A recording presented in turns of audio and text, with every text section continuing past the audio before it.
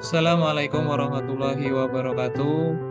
Perkenalkan, saya Imam Wahyudi, peserta BIMTEK Kepala Lab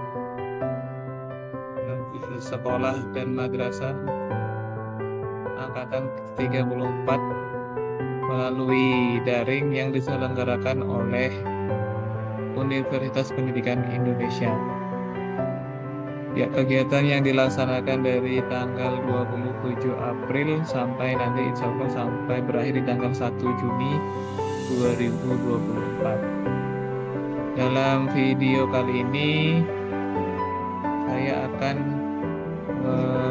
menjelaskan tentang penggunaan aplikasi Vion untuk manajemen laboratorium komputer di sekolah atau madrasah. Pertama, kita pahami dulu apa itu Vion. Sebentar ya.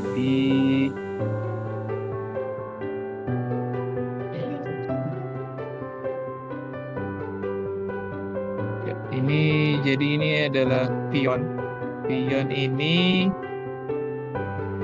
bisa kita akses di website vion.io.n.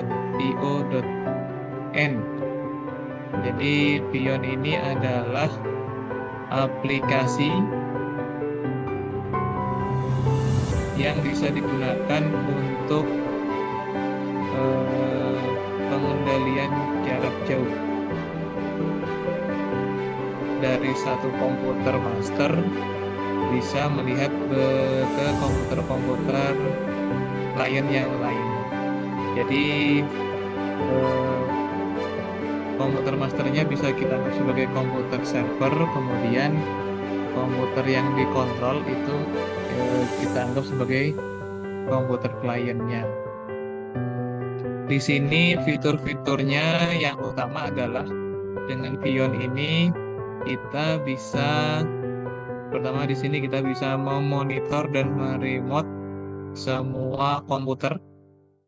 Kemudian di sini juga kita bisa menampilkan layar dari komputer master ke komputer siswa atau klien, begitu juga sebaliknya. Kemudian dia terintegrasi dengan jaringan dan layanan yang lain. Jadi dengan menggunakan aplikasi Vion ini, sederhananya kita bisa mengontrol apapun yang ditampilkan di komputer klien. Selain itu juga ada fitur-fitur yang lain, nanti akan kita praktekkan di bagian akhir. Langsung saja, sebelum kita menggunakan Vion ini untuk diterapkan di komputer sekolah atau komputer madrasah, langkah-langkahnya adalah sebagai berikut. Jadi yang pertama, sebelum melakukan instalasi Vion, kita harus cek dulu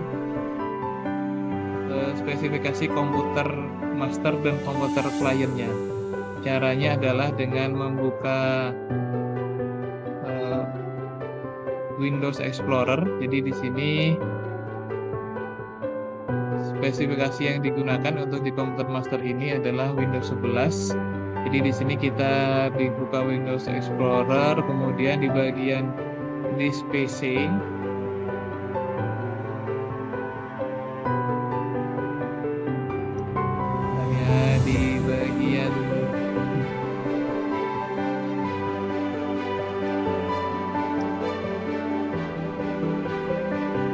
di bagian This PC kita klik kanan,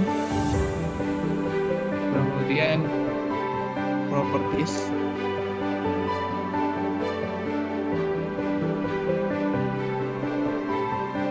Nah, di sini kita bisa melihat spesifikasi komputer kita. Di sini menggunakan Windows berbasis 64 bit. Ini untuk komputer yang akan digunakan sebagai masternya. Begitu juga nanti untuk di klien, langkahnya sama. Jadi sebelum mendownload aplikasi Vionnya, silakan dicek dulu jenis sistem operasi yang digunakan 64 bit atau 32 bit. Ya, setelah mengetahui jenis operasi sistemnya, maka kita langsung saja menuju ke webnya Vion. Di sini bisa diakses di vion.io.in, kemudian klik menu download. Nah, sini Vion tersedia untuk Windows, Linux, dan source code-nya. Nah, di sini tadi sesuai dengan yang sudah kita lihat di spesifikasi komputernya, kita download ke Windows 64 bit. Nah, adapun untuk yang Windows yang masih 32 bit, itu bisa mencari versinya di sini. Di bagian bawah ini ada link untuk menuju ke versi Vion yang lama. Ini kita bisa akses dengan klik kanan. Nah, di sini. Jadi untuk yang versinya 32 bit, kita bisa ambil di sini. Disesuaikan dengan versi Windows kita. Di sini ada Windows yang 32, ada Windows. Oke, kembali ke yang tadi. Setelah itu klik download. Nah, kebetulan di sini saya sudah download. Setelah mendownload, kita buka folder downloadnya.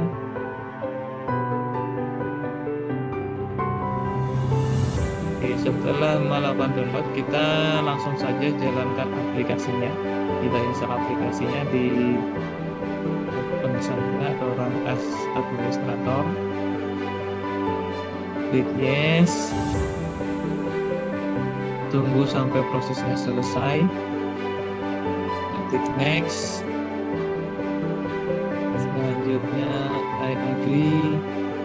Next. Nah, untuk komputer master di bagian sini semua harus dicetak.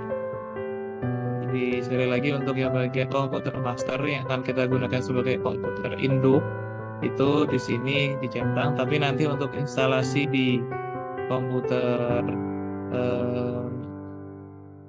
client itu yang bagian Vion masternya dihilangkan checklistnya. Di sini kita install saja.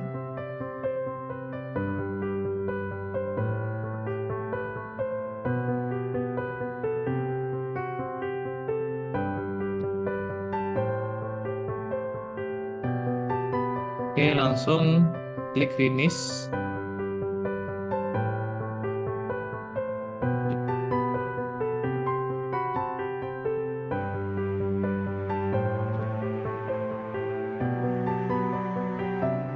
Nah, di sini muncullah aplikasi Vion konfiguratornya. Jadi di sini kita akan mengatur bagaimana Vion nanti akan kita gunakan di head komputer atau komputer kita. Kemudian di bagian general langsung aja ini. Jadi tadi tahap pertama dalam implementasi Vion itu sudah kita lakukan, yaitu instalasi. Sekarang tahap yang kedua yaitu melakukan konfigurasi. Di bagian general ini kita pastikan bahwa bagian metodenya ini kita pilih key file authentication. Kemudian di bagian authentication case-nya ini kita buat kunci. Ini sini ada kunci yang kemarin ini saya coba hapus dulu. Ini di delete dulu. Yes, delete lagi. Yes. Cara pembuatan kuncinya, jadi bagian authentication key ini, cara membuat kuncinya cukup klik create key file, kemudian beri nama. Di sini saya beri nama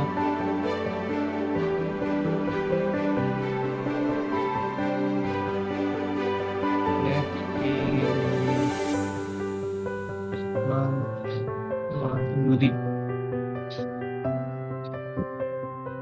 Kemudian klik OK.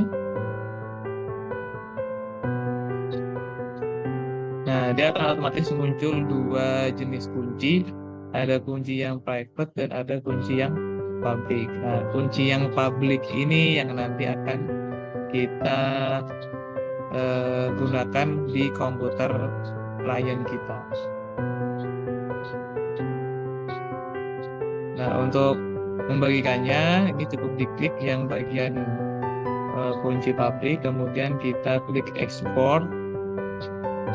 Ini sementara bisa kita simpan dulu di komputer kita. Di sini saya pilih saya simpan di bagian dokumen, kemudian klik save. Nah, selanjutnya setelah authentication key-nya sudah dibuat, kita membuat lokasi komputer.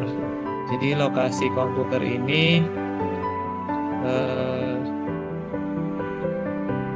anggap saja ini adalah nama dari lab komputer yang akan kita buat. Di sini saya hapus dulu yang sudah ada dari awal seperti ini. Jadi langkah pertama adalah kita klik tambah. Setelah itu nanti akan muncul new location. Ini klik 2 kali, baru kita beri nama dengan lab _ Imam Wahyudi. Oke, setelah itu di bagian lab ini sudah, kemudian kita ke bagian komputernya. Sama langkahnya klik tambah. Nah, di sini ada namanya new computer, host address ID, dan MAC address.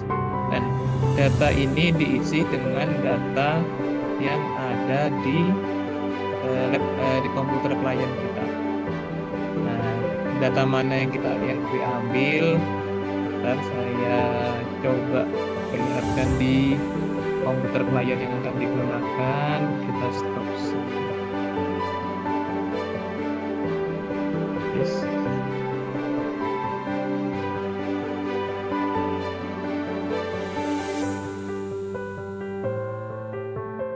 Oke, ini kita masuk ke bagiannya komputer klien. Di sini untuk mengisi data tadi, komputer name dan sebagainya tadi, kita ceknya di bagian, kita buka Windows Explorer. Kita ulangi dari awal ya. Kita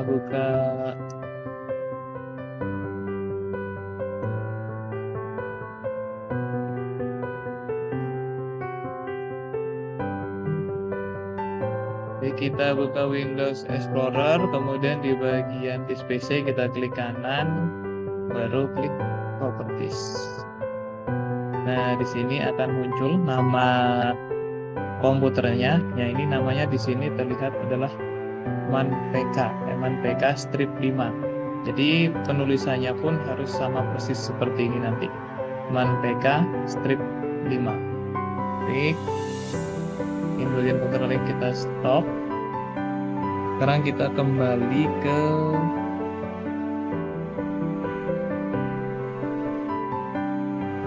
konfigurasi kita. Nah, di sini tadi berarti langsung saja kita tambah komputernya.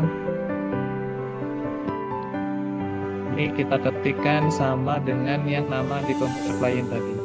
Di sini ManPK strip 5. Oke, sudah. Kalau sudah, klik 2 kali, Ctrl C, klik 2 kali, Ctrl V. Oke, baru setelah itu kita klik apply. Yes.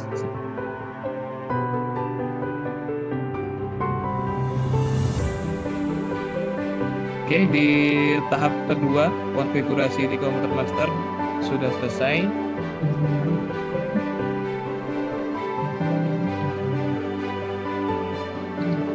Baik, selanjutnya kita akan mempraktekkan untuk instalasi Vion-nya di komputer klien. Oke, langkah-langkahnya adalah pertama kita cek dulu spesifikasi dari komputer kliennya. sama di menu Explorer, kemudian klik kanan bagian This PC, lalu klik Properties. Nah, di sini terlihat dia memakai Windows 8 dengan sistemnya masih 64 bit. Nah, berdasarkan trial and error tadi, kalau pakainya Windows 8 kita harus pakai versi Vionnya yang 4.7 karena pas diinstal di 4.8 aplikasinya tidak bisa berjalan. Jadi di website kita langsung aja ke websitenya di vion.io, kemudian di menu downloads. Nah, di sini kita karena pakai Windows 8 jadi disarankan pakai yang versi lebih lama. Ini versi yang 4.7 yang 64. Oke, ini sesuaikan saja sama klien komputer yang ada. Oke, kemudian kita download. Setelah itu kita lakukan instalasi seperti biasa. Jalankan, klik next, I agree, next. Nah, di bagian sini jangan lupa di bagian yang kedua dihapus checklistnya, baru klik install. Bismillahirrahmanirrahim.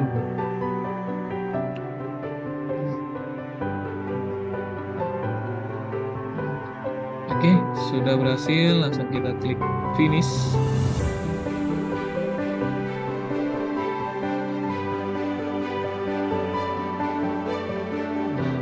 Kemudian kita buka aplikasi konfiguratornya, kita berusaha sebentar. Nah, di sini di bagian general kita pastikan di bagian metodenya adalah key fail authentication.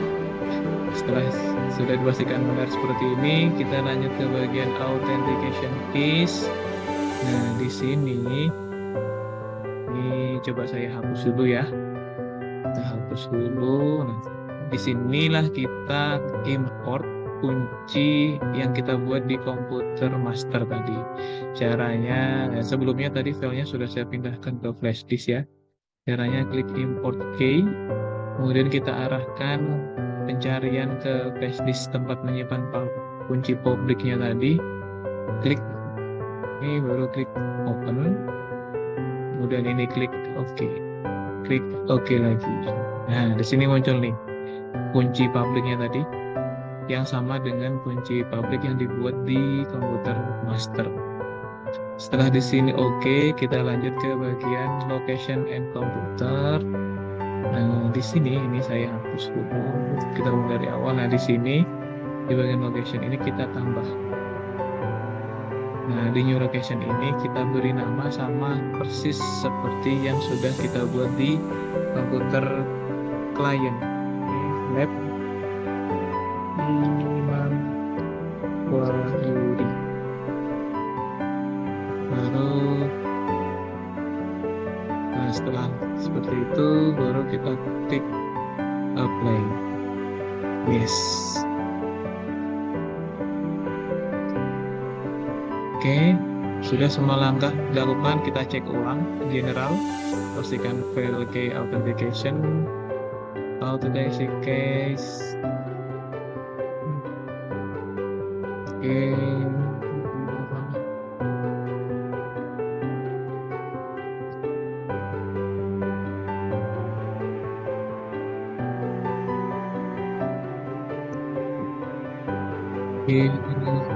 Di bagian selanjutnya di authentication key ini diklik, ini pastikan sudah di apply.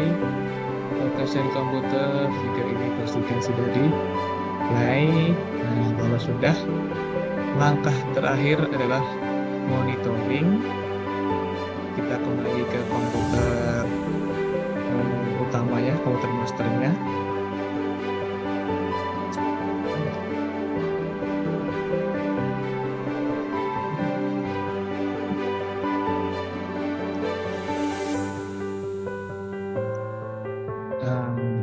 Ini kita sudah di komputer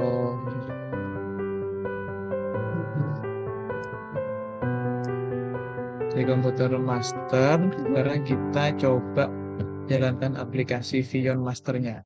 Nah, jadi harus dibedakannya yang di sini tadi untuk pengaturan konfigurasinya, sedangkan yang ini untuk melakukan monitoring untuk aplikasi untuk monitornya. Oke, jadi kalau sudah berhasil, seharusnya tampilannya adalah seperti ini. Jadi ini kelihatan ya di sini.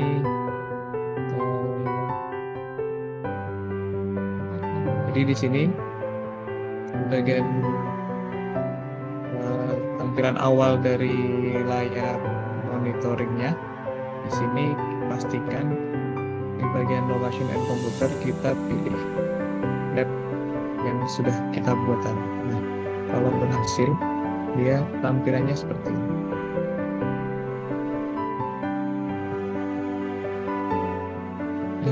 Jadi ini muncul yang ditampilkan di klien itu juga tampil di layar monitoring kita. Ini contohnya, ini udah saya tutup aplikasi di klien yang tidak menerima seperti itu. Nah, berarti di sini koneksi kita sudah berhasil.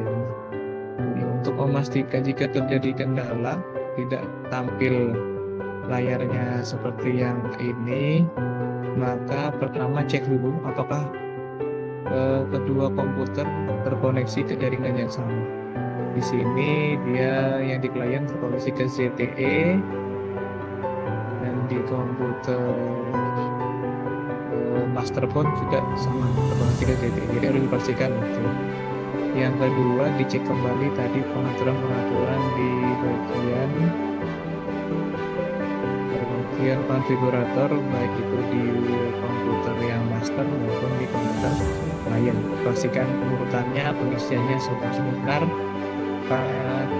dipastikan nanti berhasil untuk melakukan koneksi antar dua komputer.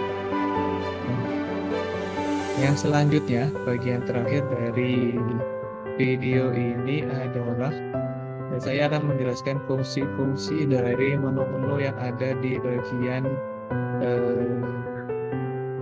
di menu controllernya ini atau di menu monitor ini. Yang pertama adalah menu fungsi lock. Dan fungsi lock ini gunanya untuk mengunci komputer. Jadi kalau kita klik lock, maka komputer klien itu tidak akan bisa digunakan oleh siswa atau pengguna.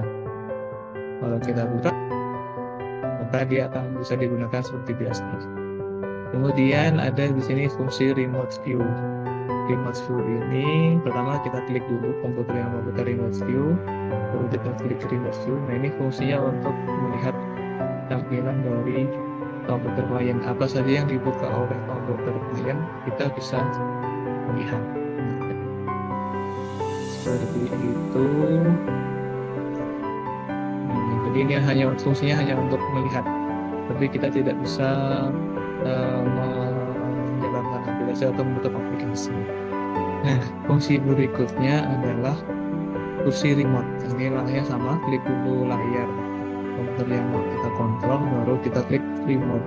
Nah, lewat fungsi remote ini, selain kita bisa melihat tampilannya, kita juga bisa mengontrol fungsi dari komputer klien dari jarak jauh. Jadi kita bisa membuka aplikasi, bisa menutup, dan sebagainya.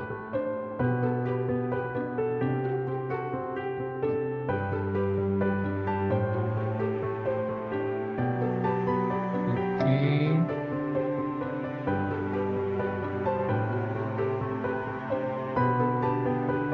Yang selanjutnya adalah fungsi ini pengontrol power. Ada yang untuk menghidupkan, untuk mematikan, kemudian ada untuk menghidupkan, restart, mematikan, mengunci, dan masuk ke komputer. Kemudian di sini juga kita bisa mengirim pesan ke komputer klien. Misalkan di sini saya ketik halo, kita klik OK, maka di komputer klien akan menampilkan pesan yang kita berikan. Ini stop. Kita pindah ke komputer klien.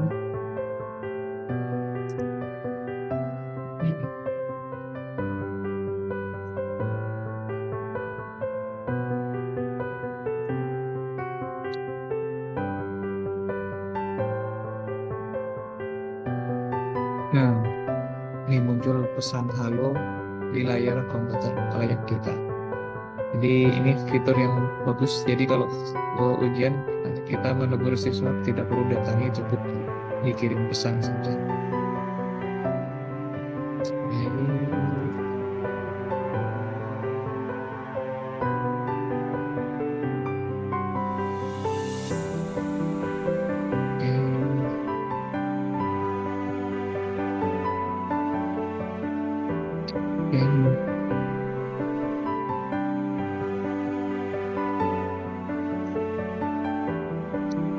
Mungkin itu ya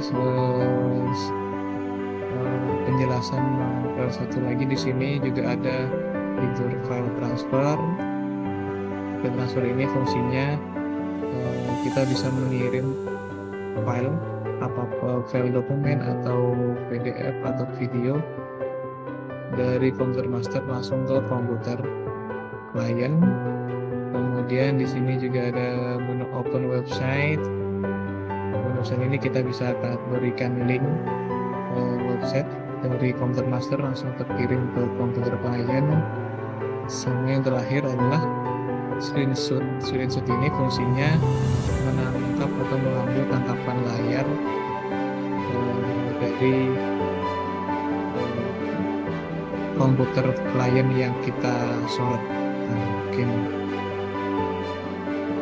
seperti itu penjelasan untuk fungsi-fungsi monitoring yang ada di aplikasi Pion. Semoga bermanfaat. Terima kasih. Wassalamualaikum warahmatullahi wabarakatuh.